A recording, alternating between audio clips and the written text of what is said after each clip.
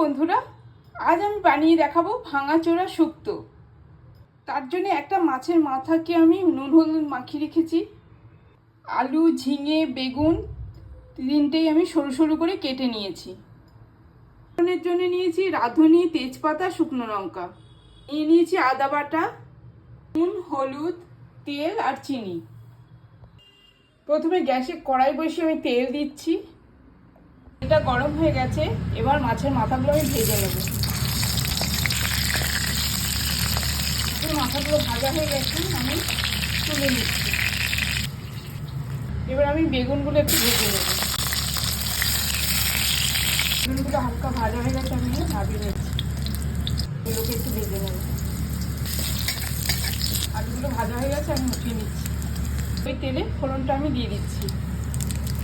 কাঁচা লঙ্কা দিয়ে দেবো ঝিঙেগুলো একটু নাড়াচাড়া করে নেব। ভেজে রাখা আলু আর বেগুনটা আমি দিয়ে দিচ্ছি। ভালো করে নাড়িয়ে নিচ্ছি। দিয়ে দেবো হলুদ গুঁড়ো আর মিষ্টি। ভালো করে একটু ঢাকা দিয়ে দেবো। দিয়ে দেবো ভেজে রাখা মাছের মাথাটা।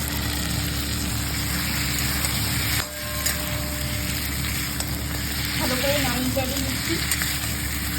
অল্প গরম জল দেবো, অল্প চিনি। এরপর বেটে রাখা আদা বাটাটা দিয়ে একটু নাড়িয়ে চাড়িয়ে আমি নামিয়ে নেব। ভাঙাচোরা শুক্তো আমার হয়ে গেছে, এবার নামিয়ে নিচ্ছি। এই ভাঙাচোরা শুক্তো রেসিপিটা যদি আপনাদের ভালো লেগে থাকে তাহলে অবশ্যই লাইক করবেন, কমেন্ট করবেন এবং সাবস্ক্রাইব করে দেবেন। নমস্কার।